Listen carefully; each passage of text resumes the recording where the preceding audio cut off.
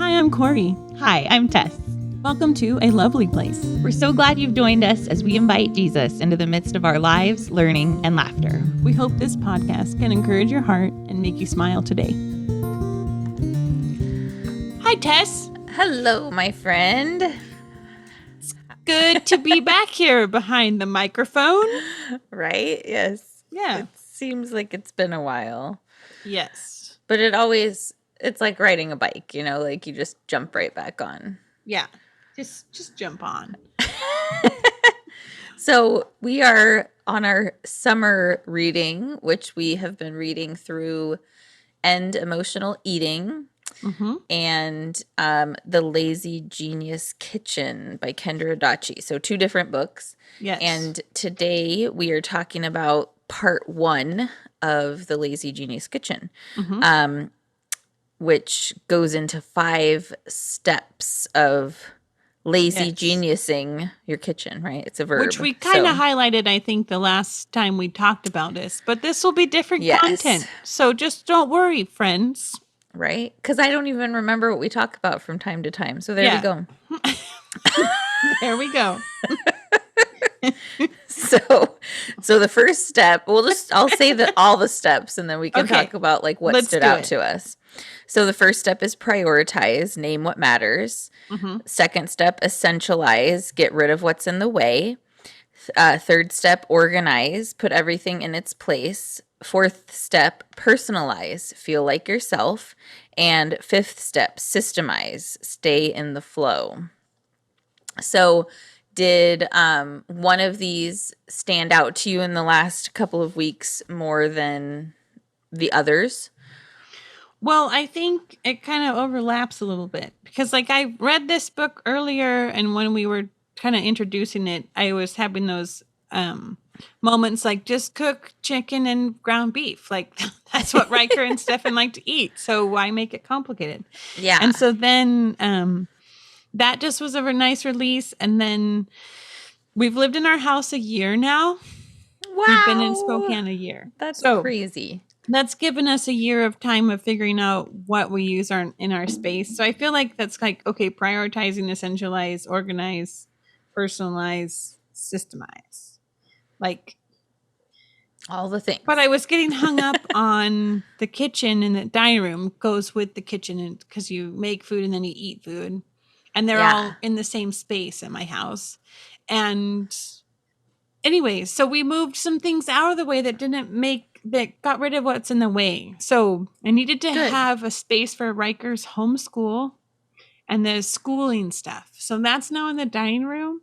So that caused a domino effect of moving a different table out and then moving things around the kitchen. So we're kind of like, wait, where is that spoon at? Yeah. So where are the cutting boards? Because I moved them trying to keep as much counter space open so it doesn't feel crowded to me. So apparently that's one of my things that matter. But Stefan, I think he would rather have, everything on the counter. So we have a different opinion.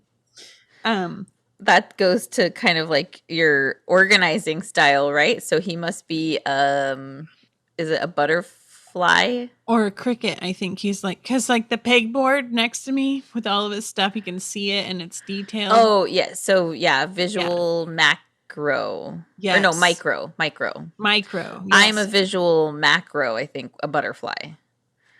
I think I'm a ladybug. Where you like it hidden in big categories. Yeah. Baskets. Yeah. And I can't see it anymore. But it's not too far away. See, I think I struggle because I feel like if I can't see something, then I will forget that it's there. That's my fear oftentimes is like, but then I won't ever use it. And then what's the point of having it if I don't ever use it? So I have to see it. It doesn't work the same in the kitchen because obviously I have to have kitchen cabinets. Like it's not all just out, but I like that there's like, this is the basket where gloves go. Like I know where to put everything. Like, so Dawn, the minimal mom, and we are the same bug. And so I'm like, no wonder I love her channel because we're the same bug. Thanks, Dawn, the minimal mom, and Cass the Clutterbug for changing my life. Yes. And Kendra Adachi for giving me permission to define what matters to me. Because it's like, okay, our dining room needs to be a homeschool room and where we eat dinner. And we need to move furniture out so it doesn't feel like we're stuck in somewhere without that. So that is our new project. Good. Well, I really appreciate the first step, which was prioritizing. I feel like, so we just got back a week ago from our vacation to Montana, and we stayed in a like a little KOA cabin which had a kitchenette. So we had literally just the essentials, there wasn't a lot of kitchen stuff and not a lot of space, honestly, either. But it just reminded me, like, meal times felt so stress-free. Like, it wasn't a big deal. It was just like, and I think the thing that I took away from that was, like, we were keeping it simple. Yeah. Instead of making it some, big to do, and just, having one entree option that everybody liked and then a couple of things to add to it.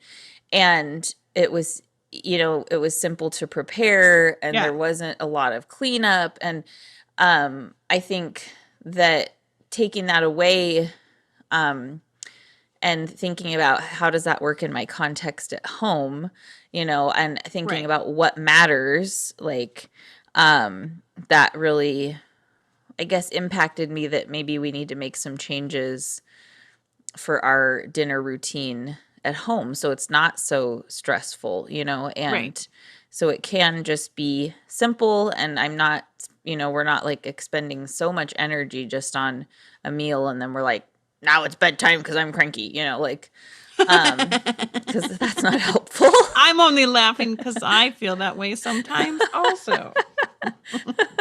So I'm like, okay, I need to name what matters. And so when she talks about the naming what matters, she says there's like 3 parts of that. You write a list, and we haven't started the lists yet. We're just learning about them. But, what could matter, what does matter, and what matters most. And so she was saying you come up with a list of like all the things that may matter to anyone, Yeah. And then you narrow it down to like 3 of what does matter, like which of those things. So you have to be crossing things out, kind of like a massive brain dump, and then you do that, and then you have to cross it out down to just one. And she was like, that doesn't mean the other ones like completely disappear, like the other ones that you decided matter for you, right, but to have one, like basically the engine that's driving the train kind of a thing. So I haven't actually done the list yet, but I feel like simplicity will be a big part of what matters most to me, at least in this season, and living in my season. So I'm excited to get to the point where we actually do the list. Well, and then she talks about Greg McKeown's book, Essentialism, and I have listened to that twice when we were last summer because I just liked it so much, and then I was unpacking things, so I was like listening while I was doing that, and so it's like, oh, maybe that's a book I should come back to again, like just to it's like streamlines it. And I remember one of the big takeaways from that was like, what is your favorite thing, or what do I do well, and just keep doing that, and then get rid of the other stuff that you don't do well. So it's like, oh, I don't like to smash garlic with a press, so I don't need to have one. Like, it's like I can get the garlic from the thing that's already cut up, and I just put a spoon and done. Right. So it's like, that matters to me, to not clean that tool anymore. Right. I used to enjoy that, but not anymore. Nope. Maybe later in my future will be a garlic press. I don't know. Oh, that's funny. It's so true, though. I was reflecting today as I was thinking about what we were going to talk about with like what matters most. And yesterday I took Rihanna into urgent care for an injury on her tongue. But anyway, that's a long story. But we were, in order to entertain her, I was showing her pictures, when we were looking back at pictures, and I was going through and looking at some pictures from our trip and kind of deleting some things. And something stuck out to me that as we scan through these pictures, like pictures of scenery are pretty, but the ones that catch my attention most are the pictures that my people are in them. Like the other ones, it's like, oh, that's nice, but there's no people and it's just not as interesting. Or, it just doesn't like, I don't know, register or resonate with me as much. And so I was like, okay, so it's like the people that matter. That's, and for me, my people, like my family, like not every person, but like my people. And so just thinking through that as the lens for, how I decide to lazy genius my kitchen is with the lens of my people matter. What can I do so that it's less stressful for me or easier for them to be a part of it, or whatever it might be. So that was a good reminder to think about, like, the people are what matters, Yeah. That's what it's all about. So that's why we eat in the kitchen, or in the dining room. We don't eat in the kitchen, but eat in the dining room together. Yeah. Right. Yes. Yeah. I know. I was able to tell or ask Stefan, can we please keep one side of the sink open? Like the other side can get full of dishes, the counter can get full of dishes, but I just need one sink open. So when you need water, you don't have to move a bunch of dishes, because that was bothering me. Yeah. So it's like, I mean, obviously let's do the dishes, but until then, sometimes I just need the sink open. So then if I need to make another mess on top of the mess, I have access to water without splashing myself. So that was something that was like a simple thing, but it just was like, I just needed to say that. And some things I just need to say out loud so then somebody else knows what's in my brain. Right. Yes. Yeah. Yes. And then another thing I felt kind of spoiled with, but because my mom does sewing and she's done different hot pads for us. And so then I asked her, hey, could you make a couple of hot pads that are customized and they fit in the one drawer that's by the stovetop? So when we moved everything around, kitchen tools weren't on the counter anymore. They're in a drawer, which I haven't decided if I like that or not. But the hot pads are all the same size as the drawer now. That's awesome. So I feel spoiled that I have custom hot pads to fit in the drawer. But it's near where the stove is, so that makes sense. Like, that's where you need them when you're pulling out oven things. Right? Yeah. Yeah. That's good. So that was the thing. And then there's a nice little chart on page 33. Do I use this? Oh, right. The like flow chart. Yeah, it was kind of funny. Do I have multiple? Do I think I'm going to use it? And then there's all these questions that go on from there. So, oh, goodness. I was going to ask Stefan again, because I thought when I was taking apart it was like a Pampered Chef twirly thing that sits on the counter. So it wasn't like a bad thing, but it was annoying to clean. And then I was just tired of looking at everything. Yes. And so, and then I just had ordered new Pampered Chef things that were old, because we've been married for 11 years now. And that was when we first got a bunch of Pampered Chef stuff. So I thought, well, every 10, 11 years, a Pampered Chef order or whatever. Yeah. But so I was trying to get things that we really liked and things that we didn't have that we needed. And so that was, but now I need to take away the rest of the stuff that's in the way still. Like, okay, we have 3 new cutting boards. We don't need 6 cutting boards. So 3 are really old and cracked and like, why have I not gotten rid of those yet? I know. I struggle with that too. I'm like, I will buy something new that I'm like, oh, I do need this. But then it's like this weird thing of like, oh, but the old one isn't like fully unusable yet. Like, so I can still use it. And I'm like, why? What am I doing? Like, just get rid of the thing, like, ooh.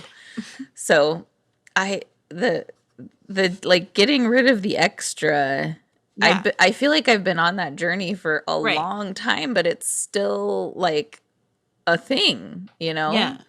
And I realized, so we this doesn't have to do with the kitchen, but we got rid of our trampoline yesterday. And it's like, whoa, our yard is there again. Like there's room in the yard. And I think I didn't realize like how much room that really took up. And I think now I'm like, I enjoy going out in this space where just the other day I was like, I don't even want to be out here. It's just terrible. It looks ugly and and I think that can happen like in any space, but in the kitchen too, where it's like, there's just so much stuff that I don't even want to look at it. I don't want to cook in here. I don't want to put anything away, like, because it's just too definitely much. No cooking on the trampoline. So it's out of here, man. We don't eat jumping beans that often. Right. Oh, my goodness. I'm not going to quit my day job, people, I promise.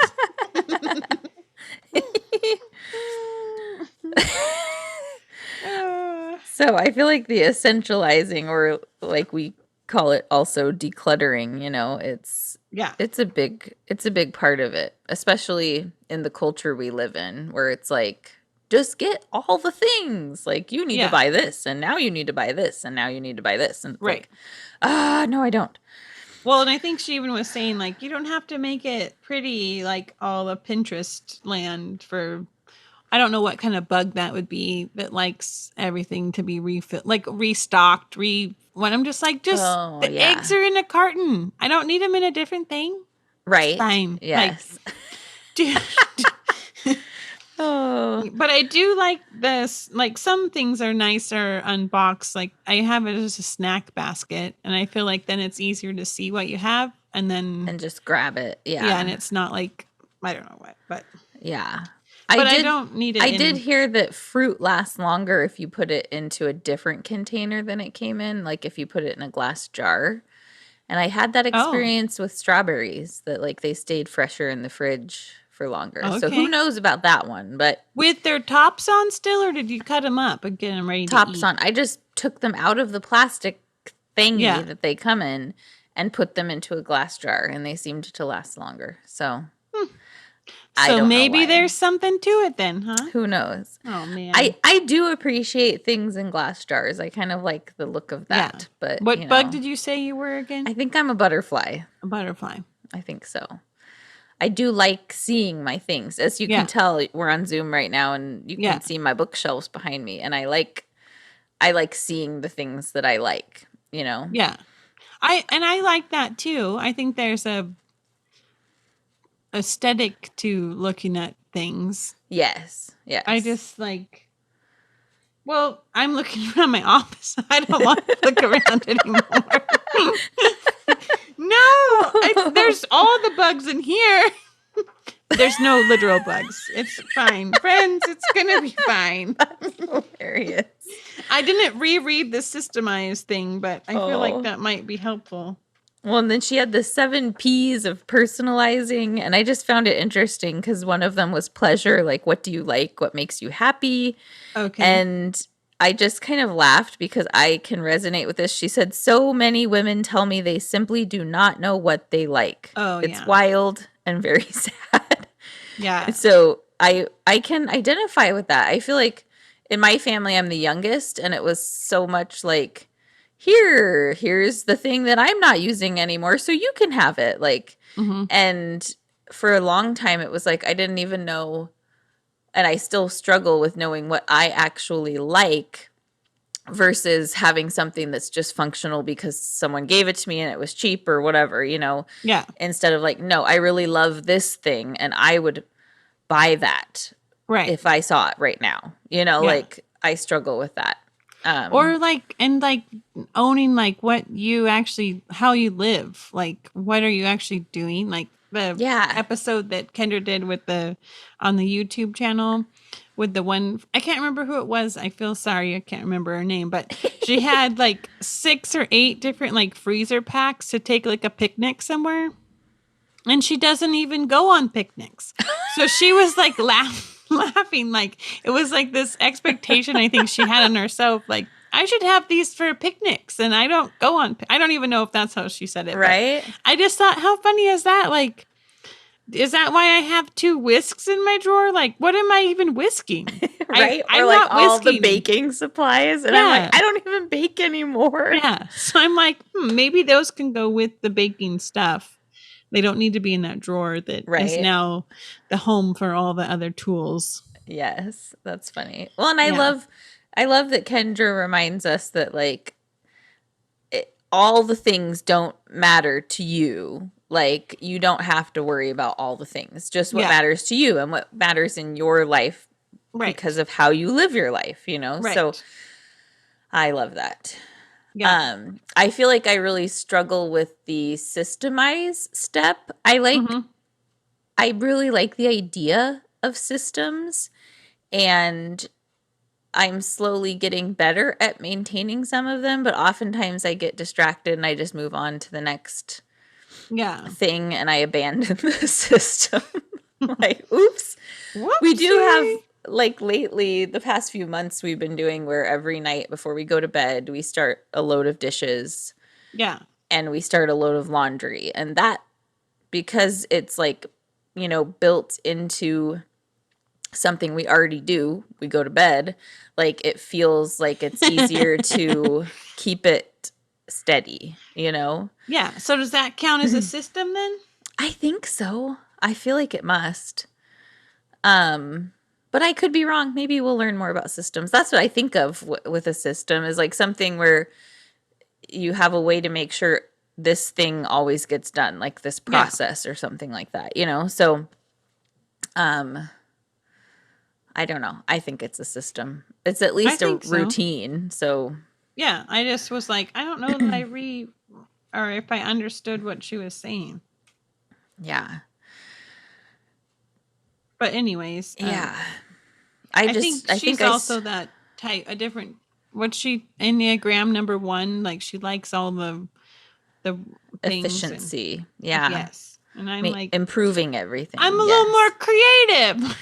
Right. I know. I struggle with like the perfectionism side of things, but then like when I'm doing a task, but like during the day when we're just like, if we don't have actually like a plan of like at this time we're going to this place, then oftentimes I'll just be like, what do I feel like doing right now? And then it kind of turns into crazy land. So I'm trying to figure out. I think one of my children works best when we have a very like, at this time we're doing this thing, or this thing follows this thing, like and so I think I need to, out of necessity, get better at that, but I'm not the greatest at that right now. So well, here number 5 says I'm on page 50, keep the flow going with any combination of lazy genius principles you want to use. So I suppose even the system could be any mix of it, like go the right order or batch it or start small, or, you know, like if you always, I don't know if that's just what it's talking about. The lazy genius principle apply here in step 5. Your life is going to be better now. And we're walking and we're walking. Oh my goodness. Yeah. Well, all in all, I would say this has been a good like reminder of all the lazy genius principles and a great way to practically see it in use in my kitchen. So I'm excited for the next part. Yeah. And I am excited for our next chapter in end emotional eating, even though I'm a little bit like, it's a good one. It's more work though for my brain. Yeah, but I feel like I appreciate the pace we set of doing every other episode and every other week. And so thank you, listeners, for enjoying your summer and listening along with us. Yes, and yeah, because the next emotional intelligence is our end emotional eating chapter. Oh goodness, that'll be a good one. Yeah, so everybody maybe needs it. I think I read somewhere that emotional intelligence is actually a better indicator of like job success than actual IQ. So there we go. We all need emotional intelligence, and it's something that you can change. You can't. It's not there like, we go. Yeah, where your IQ is. Your like, IQ is just kind of set. Like at least for us adults. I don't know about for kids, but you know, with your emotional intelligence, doesn't matter what age you are, you can always grow. So I'm excited to read that chapter and chat about it with you next time. Yeah, thanks, friend. All right. It was lovely chatting with you. Yes. Lazy Genius Kitchen. Oh, that was one thing I liked, that it was your Lazy Genius Kitchen. Oh, yes. Like it's your kitchen, friends. Yes. Keep the spoons you like and throw away the ones you don't. And have fun cooking. And have fun being in your kitchen. That's what. Oh, if you want to. Right. Okay. Thank you very, very much.